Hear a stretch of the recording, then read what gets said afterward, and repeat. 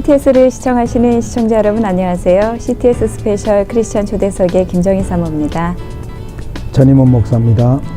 크리스천 초대석 오늘은 목포를 위해서 기도하는 여러 아름다운 교회 가운데 물된 동산교회 김은성 목사님과 우리 교회 가족 여러분들 모시고 이야기 나눠보도록 하겠습니다.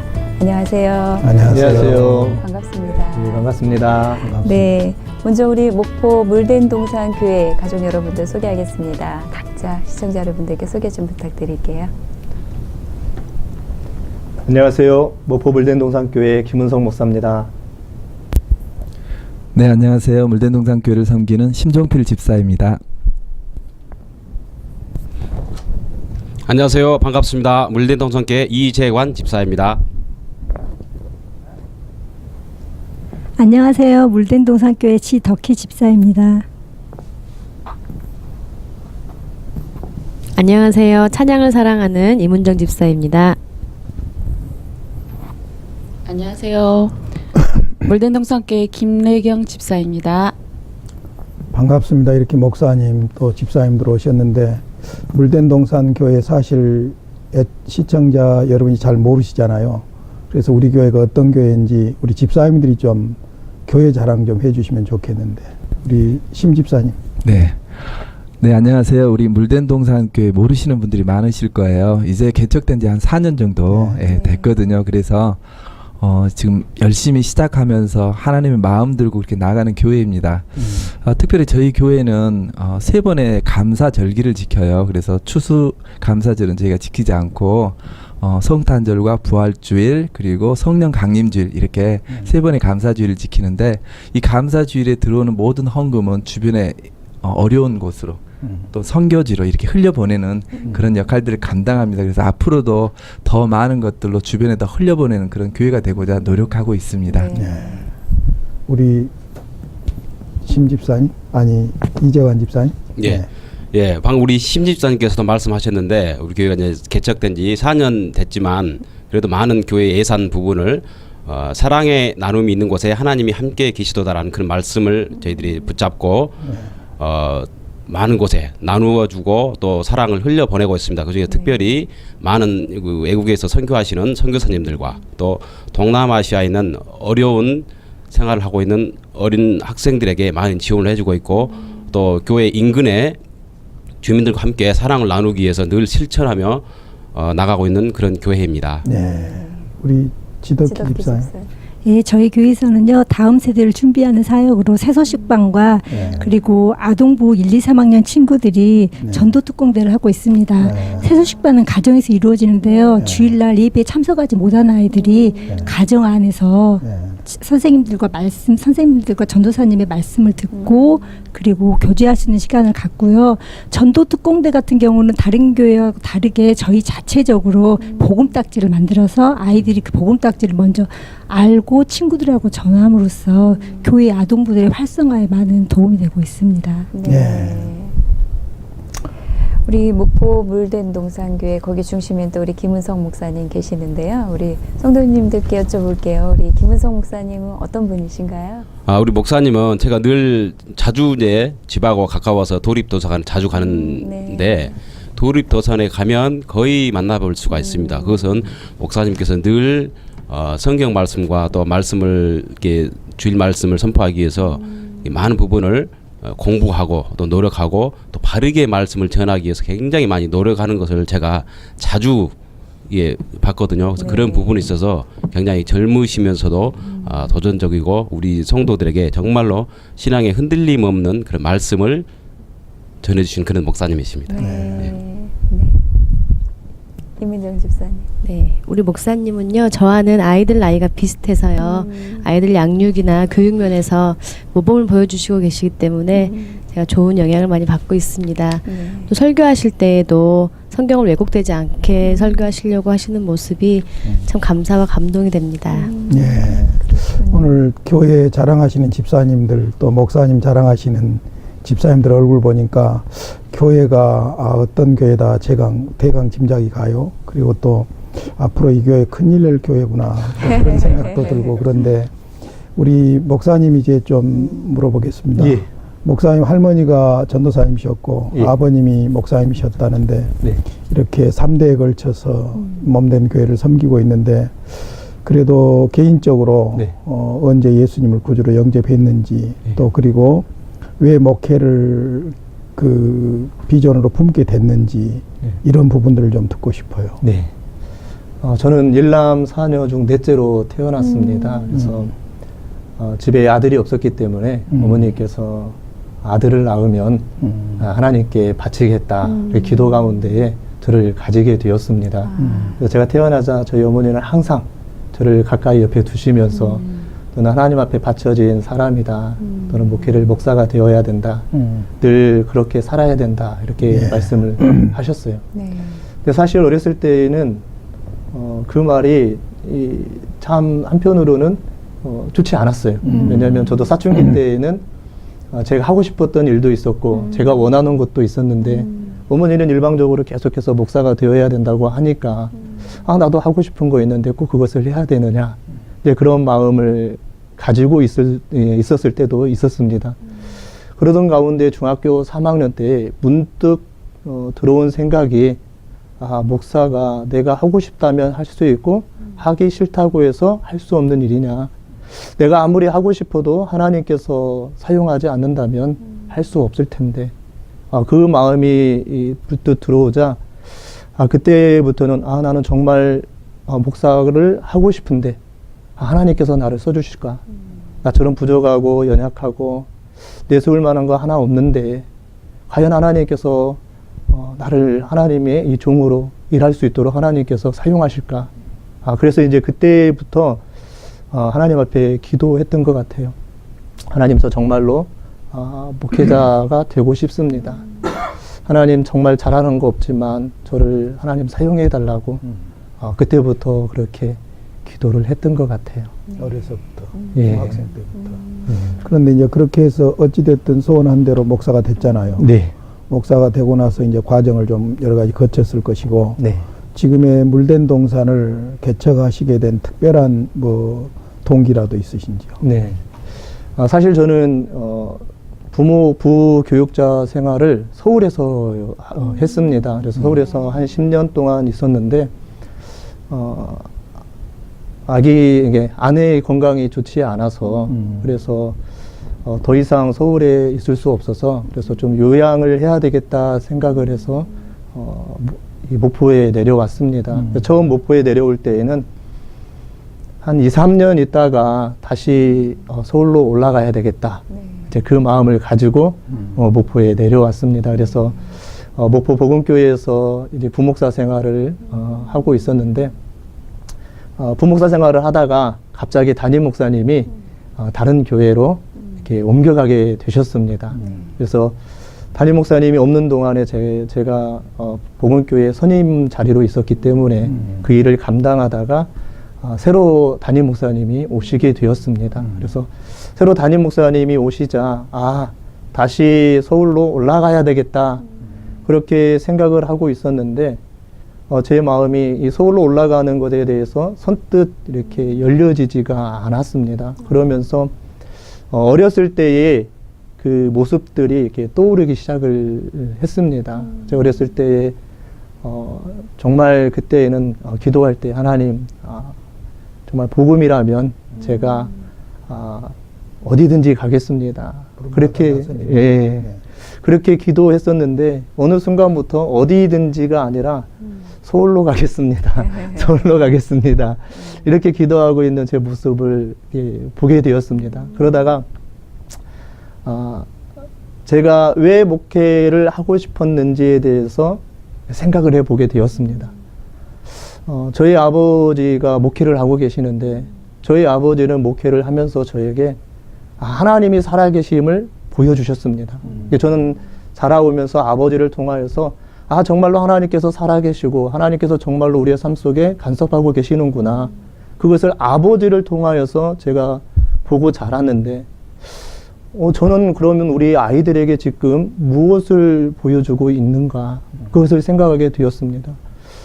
우리 아들이 아빠 저도 목사하겠습니다 라고 이 고백을 하는데 왜 우리 아들이 목사를 하고 싶어 하는가? 혹시 목사가 세상 사람들에게 좀 괜찮아 보이는 직업이기 때문에 좋은 집에서 살고 또 다른 사람들에게 인정받고 박수받고 환영받고 하니까 그래서 목사가 되고 싶어 하는 것은 아닌가라는 생각이 갖게 되었습니다. 그래서 아버지는 나에게 하나님을 보여주셨는데 나는 자녀들에게 목사라는 직업은 괜찮은 직업이야. 오늘 이 시대에 살아가는 이 세상 속에서 많은 사람들에게 인정받는 그런 직업으로 보여주지 않나라는 생각이 들었습니다. 그래서 고민하고 있는데 갑자기 이 개척에 대한 생각이 제 마음에 다가왔습니다. 그래서 개척이 제 마음에 다가왔을 때에는 굉장히 당황스러웠습니다. 왜냐면 단 한 번도 개척을 생각해 본 적이 없었거든요. 저는 부름받아 서울로 언제 서울로 올라가냐, 다시 서울로 올라가겠다 그 생각을 가지고 있었는데 갑자기 개척이라는 단어가 제 마음속에 다가오니까 너무나 그것이 당황스러운 거예요. 정말 하나님께서 개척하는 것을 원하실까? 그래서 그때 처음으로 이제 하나님 앞에 개척을 놓고 기도를 했던 것 같아요. 그래서 사실은 이 개척이 하나님의 뜻인지 아닌지 궁금해서 하나님 앞에 기도했던 건 아니고요. 사실은 개척이 하기 싫어서 그래서 하나님 앞에 기도를 했어요. 하나님, 정말 이 개척이 하나님의 뜻이라면 저에게 표징을 보여주세요. 그러면 제가 하나님께서 이 일을 저에게 주신 길인 줄 알고 하겠습니다. 그러면서 안 되는 3가지를 표징으로 구했어요. 이건 도저히 허락되지 않을 일들이야. 근데 이것이 만일 되면은 제가 하겠습니다. 그래서 제가 3가지 하나님 앞에 구했던 표정이, 하나님 개척을 하려면은 맨 땅에 할 수 있는 건 아니지 않습니까? 개척을 하려면은 장소가 있어야 되지 않겠습니까? 하나님 저 장소 주세요. 근데 저는 아무것도 없습니다. 저는 목포에 아는 데도 없습니다. 하나님께서 저에게 장소를 주시면은 제가 하나님의 뜻인 줄 알고 개척을 하겠습니다. 2번째 기도 제목이 아버지가 허락하면 하겠습니다. 왜냐하면 아버지께서 이 농촌교회에서 35년 동안 이 목회를 하셨기 때문에 본인이 이렇게 험악한 시간을 보내셨기 때문에 그래도 자식은 자기보다 좀 더 나은 자리에서 좀 더 좋은 자리에서 목회를 했으면 하는 마음을 아버지이기 때문에 가지고 좀 있었습니다. 그래서 제가 개척을 한다고 하면 아마 아버지께서 제일 먼저 반대를 하실 거야. 내가 하고 싶어도 아버님이 반대하면 아버지 핑계대고 안 할 수 있으니까 아버지가 허락하시면은 하겠습니다. 이게 2번째 기도 제목이었어요. 그리고 3번째 기도 제목이 저는 정말 잘할 수 있는 것이 아무것도 없거든요. 뭐 다른 목사님들처럼 뭐 찬양을 잘한다든지 아니면 뭐 악기를 잘 다룬다든지 그렇지 않으면은 뭐 컴퓨터 문서 이런 것들을 잘하는지 저는 그런 걸 하나도 못하거든요. 그래서 하나님, 제가 개척을 하려면은 저에게 10사람을 동역자로 개척 멤버로 주십시오. 하나님께서 10사람을 개척 멤버로 주시면은 개척을 하겠습니다. 대신 그 중에서 3명은 제가 선택하겠습니다.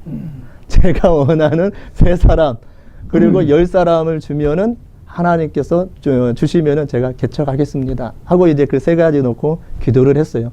사실은 개척하기 위하여서 기도한 것이 아니라 개척 안 하고 서울로 올라가려고 하는데 양심은 걸리고, 그래서 어떻게 이게 하나님 안 해주셨잖아요, 하나님 뜻 아니잖아요 하고 올라가려고 그렇게 기도를 시작을 했어요.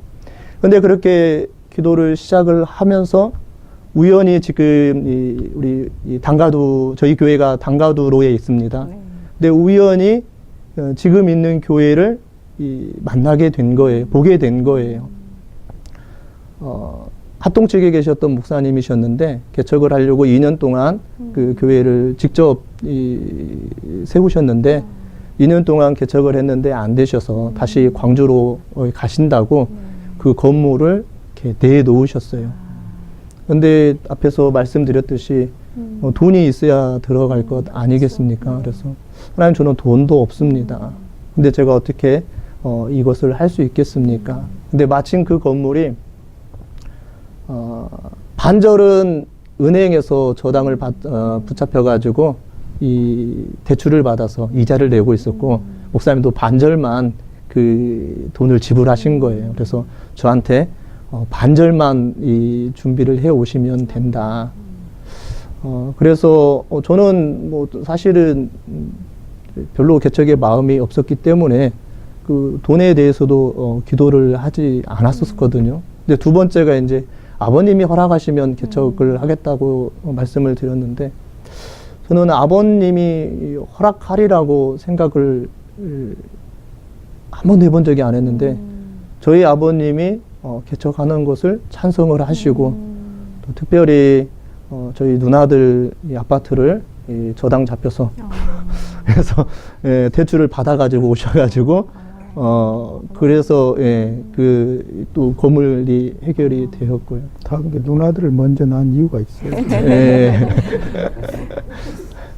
그리고 이제 세 번째가 이제 이것도 돼야 되잖아요. 10사람. 하나님 10명의 개척 멤버를 주십시오. 단 세 명은 제가 원하는 사람입니다. 그 3명 중에 한 명이 제가 이 예배 중간에 이렇게 찬양 인도자가 필요해서 한 친구에게 찾아가서 1년 동안만 우리 교회에 와서 찬양 인도를 해주면 감사하겠다.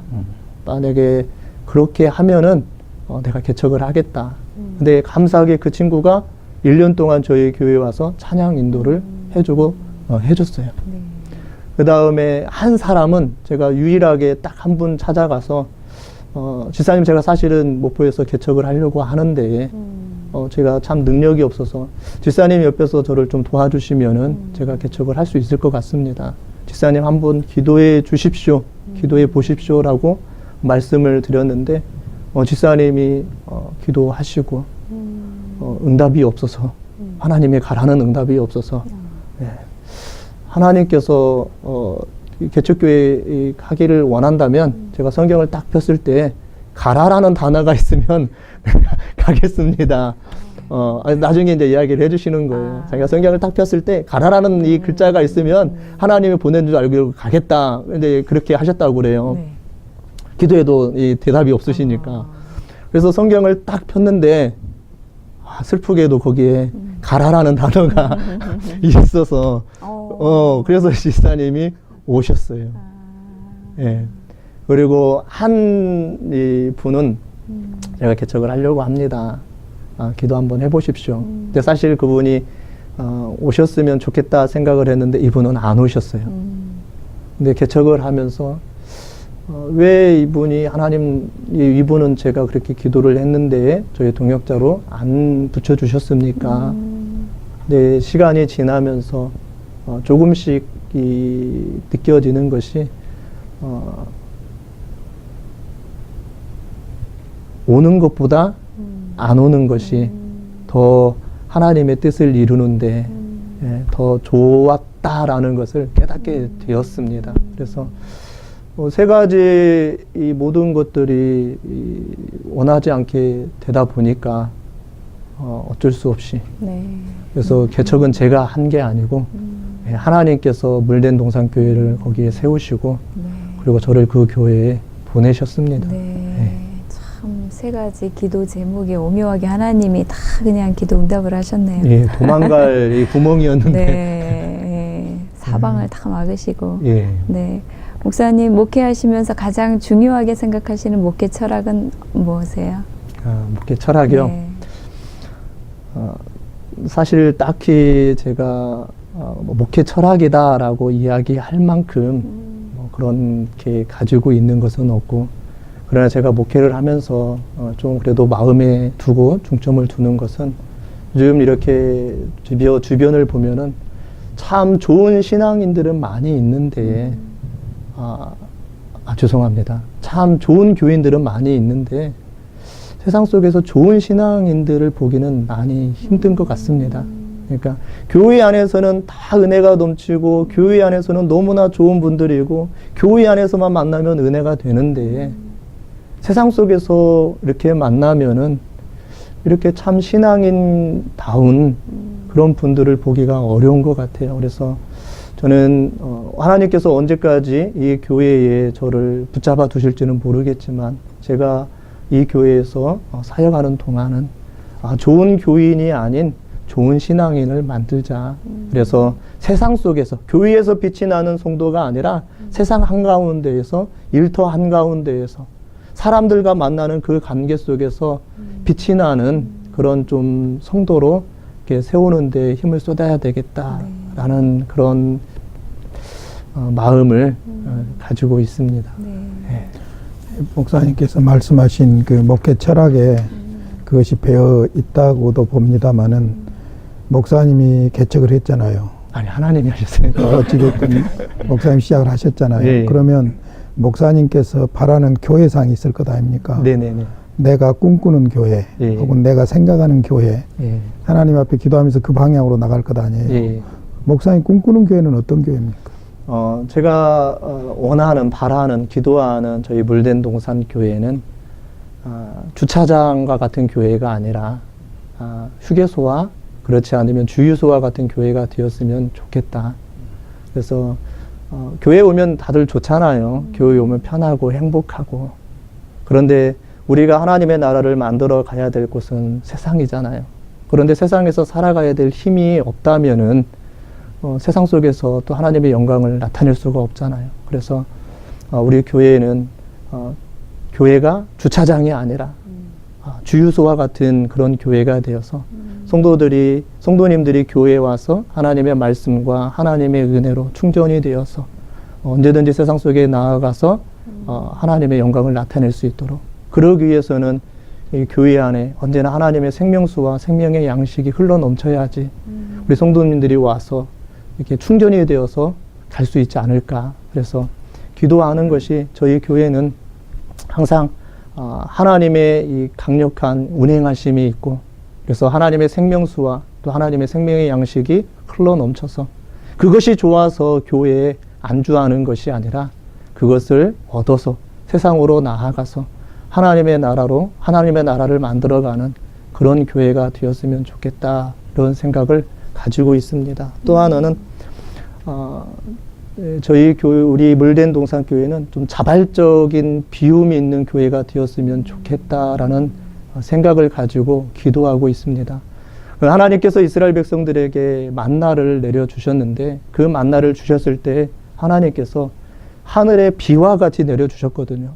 그런데 이스라엘 백성들에게 말씀하실 때에는 마음껏 가져가라가 아니라 그날 것만 가져가라고 말씀을 하셨거든요.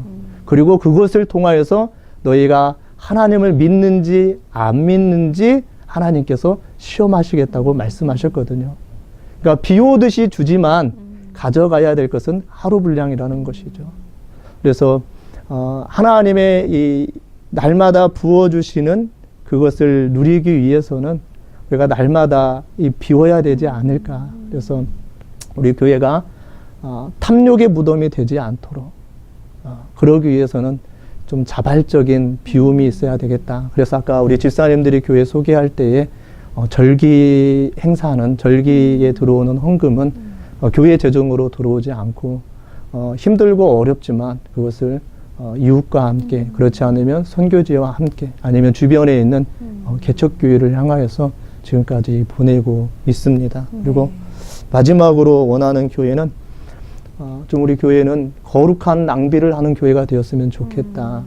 마르던 바라는 이 신학자가 쓴 책 중에 예배, 거룩한 낭비라는 책이 있거든요. 이제 거기에서 감동이 된 거였는데, 예배가 하나님 앞에 거룩한 낭비가 되어야 된다. 투자가 되어서는 안 된다. 무엇을 받기 위하여서 우리가 예배의 자리가 있는 것이 아니라 하나님을 사랑하니까, 하나님을 좋아하니까 나의 가장 귀한 시간을 그 자리에서 소비하는 것처럼 교회는 세상 속에서 투자해서 무엇을 얻는 공동체가 아니라 세상에 하나님의 나라와 하나님의 영광을 위하여서 이렇게 아깝지만 귀하지만 그러기에 소비할 수 있는 그런 이 공동체가 되어야 되지 않을까. 그래서 거룩한 이 낭비가 있는 교회, 투자가 아닌 낭비하는 교회가 되자. 이것이 이제 제가 우리 물된 동산 교회를 보면서 늘 기도하면서 바라고 있는 것입니다. 네. 목사님이 젊으시다 보니까 이 역동감이 느껴집니다. 목사님 이제까지 살아오시면서 목사님 네. 삶에 가장 큰 영향력을 주신 분은 누구세요? 네, 아버지입니다. 예. 예, 지금도 이렇게 생각해 보면 저에게 질문한 게 있어요. 과연 아버지만큼 목회를 할 수 있을까? 그러면 항상 떠오르는 대답이 아버지의 100분의 1만 했으면 좋겠다라는 생각이 듭니다.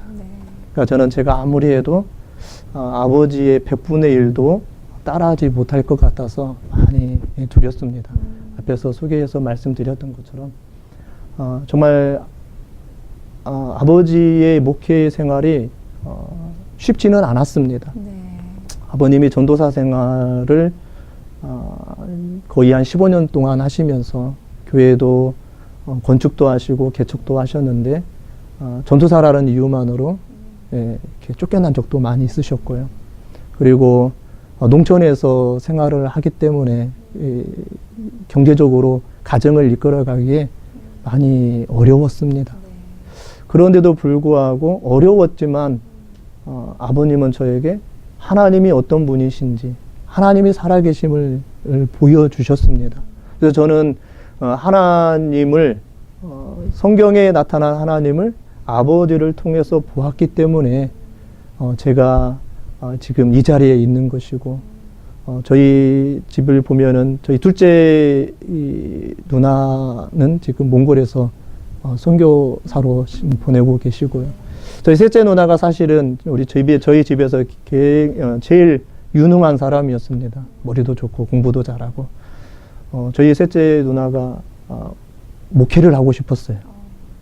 근데 그때에는 저희 이 교단에서 여자 목사는 없었거든요. 그래서 자기는 사모가 되겠다. 그래서 남편을 목사로 만들어서 지금 사모를 하고 있습니다. 그래서 저는 참 아버지가 저에게 제 인생에서 가장 큰 영향력을 준, 그리고 저에게 모델이 되었던 그런 분이십니다. 일남 4녀 가운데 그럼 자녀 중에 3분이 목회자로 또 선교사로 네. 사역을 하고 계시네요. 네.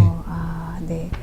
목사님 금방 말씀하시면서 아버님을 통해서 하나님을 이렇게 경험을 하셨다고 말씀을 하셨는데 목사님 생각하실 때 하나님과 동행한다는 것, 이것은 어떤 의미이세요? 하나님과 동행한다. 네. 이제 저희 이게 아버지의 삶을 이렇게 들여다 보면은 계속해서 이 농촌교회에 지내셨을 때에 사실은 외부에서도 많은 이 손길이 있었습니다. 그러니까 다른 좀 더 나은 교회에서 청빙도 들어오셨고 그러셨는데 그때마다 아버님께서 떠나지 않고 그 자리에 계속해서 한결같이 계셨던 것은 하나님께서 책임져 주신다는 그런 믿음이 있었기 때문에 하나님의 말씀을 대로 살면 하나님께서 책임져 주신다. 이런 이 믿음이 있었기 때문에 그 자리에 머물러 계셨던 것 같습니다. 사실 어렸을 때 이해되지 않았던 것들이 많이 있어요.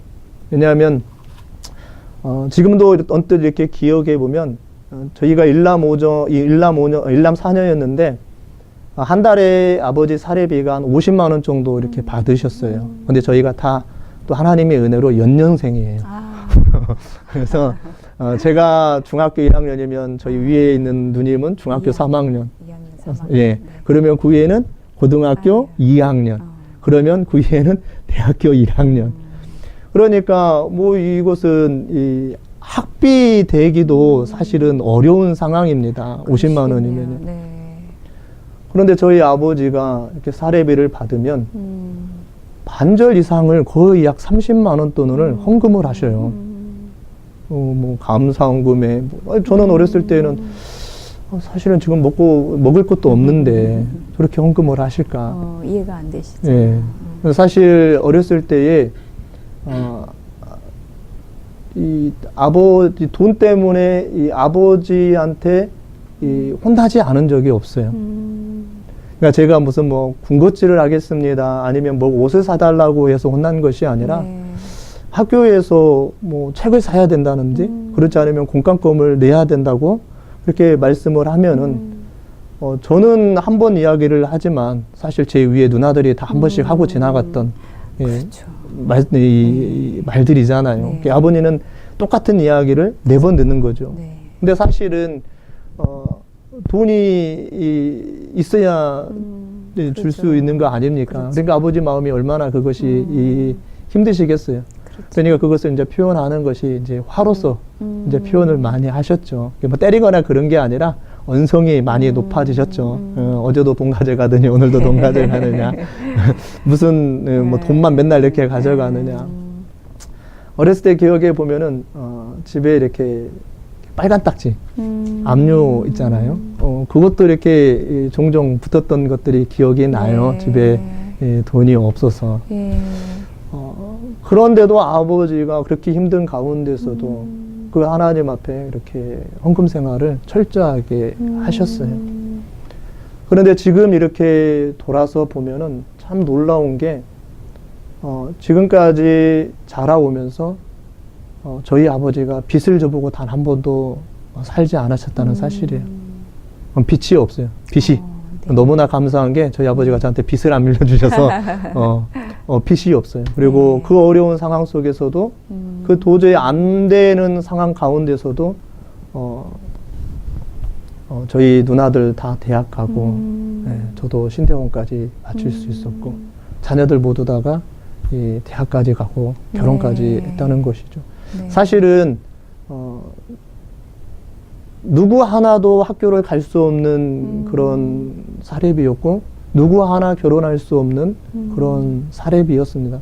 제가 알기로는 지금도 저희 아버지가 저보다 사례비가 적으니까요. 네. 네, 개척을 하고 있지만 네. 저보다도 더 적게를 받고 있어도 그런 상황 속에서도 빚 없이 모든 이 5 자녀를 이렇게 키울 수 있었던 것은 하나님의 이 은혜, 하나님의 동행이 아니었으면 네. 사실은 불가능한 일이었죠. 맞아요. 네. 그래서 저는 앞에서도 살아계신 하나님을 일용할 양식을 책임져 주시는 하나님을 저는 아버지를 통해서 보았습니다. 그래서 제가 개척할 때에도 제가 우리 아들에게 보여줘야 될 모습이 이 모습이 아닌가. 사실 저는 일용할 양식 때문에 기도해 본 적이 단 한 번도 없습니다. 그러니까 너무나 풍족하게 살고 있는 것이죠. 네.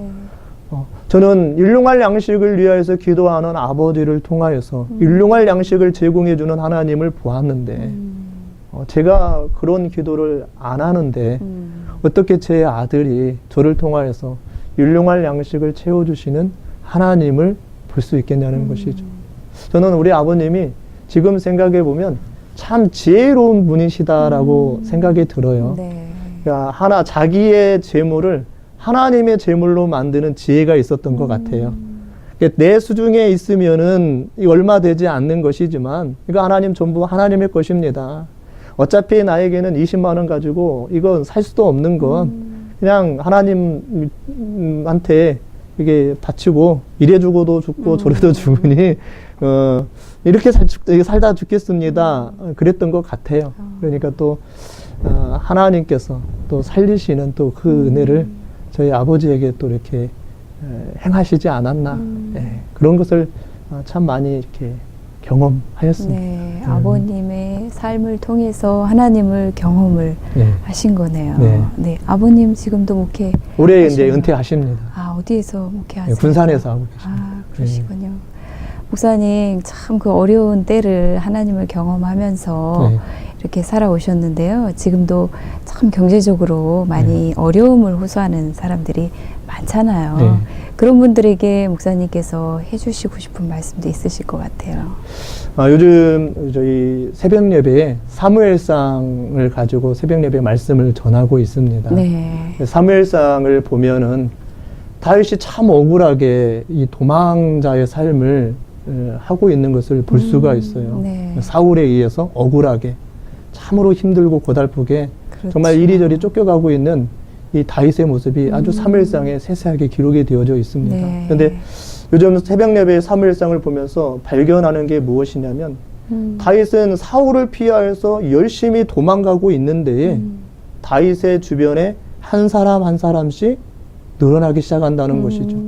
그냥 다윗은 사울이 쫓아오니까 힘들어서 마지못해서 도망을 가는데 어느 순간에 선지자 가시에 와서 함께하고 어느 순간에 제사장이 와서 함께하고 어느 순간에 400명의 무리가 와서 따라오고 어느 순간에 하나님의 뜻을 알게 하는 이 우림과 둠빔이 있는 에봇이 그의 손에 있고 그는 도망가고 있는데 하나님께서 다윗과 함께 하시고 다윗의 삶 속에서 일하고 계시니까 그의 삶 속에 하나씩 하나씩 아주 은밀하게 이렇게 회복이 되어지고 채워지고 있는 것을 보게 되었다는 것이죠.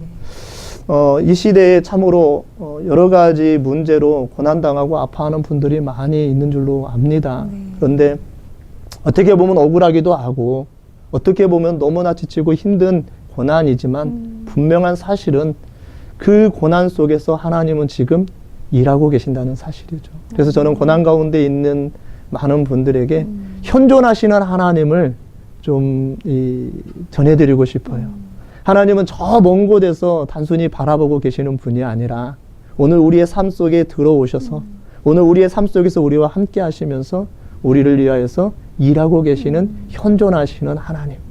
그 하나님께서는 지금도 힘들고 어려워하시는 그분들 삶 속에서 나는 도망 다니고 있고 나는 쫓겨가고 있고 나는 앉아있지만 하나님은 그런 나를 위하여서 선지자 갓을 또는 제사장을 또는 400명의 사람을 보내셔서 나를 하나님께서 어루만지시고 회복해 주시고 하나님께서 일하고 계신다는 것을 그 하나님을 우리 이 방송을 보고 있는 많은 분들에게 좀 전해드리고 싶다는 생각이 듭니다. 네.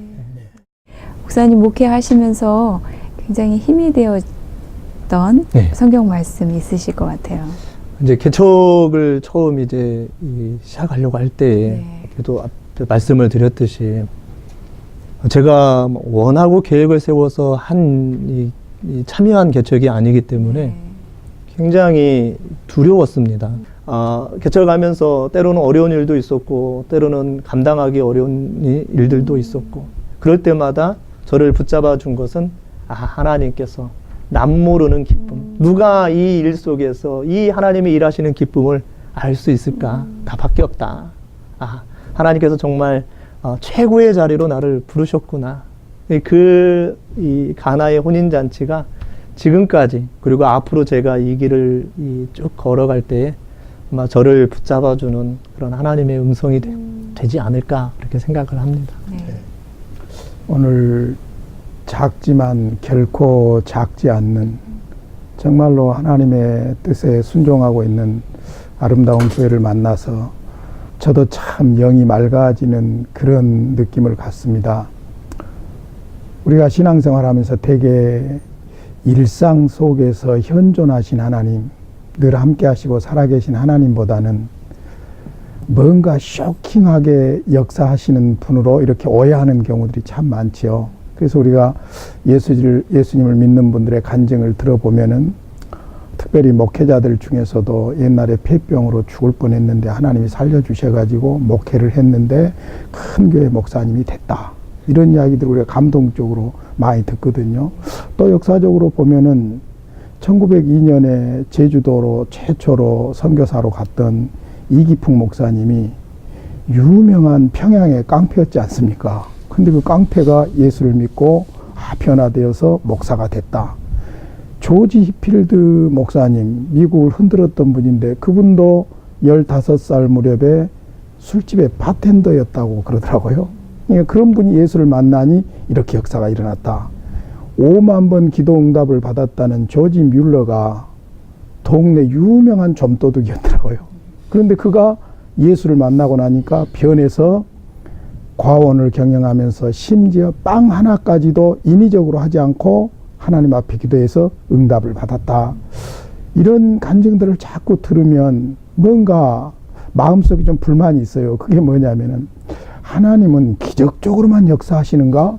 이제 그런 생각이 든단 말입니다. 그런데 하나님은 결코 그런 하나님이 아니고 현존하시고 임재하시면서 하나님의 백성들과 함께 하시는 하나님이라는 것을 오늘 목사님과 또 물된동산 교회를 통해서 발견할 수 있었어요.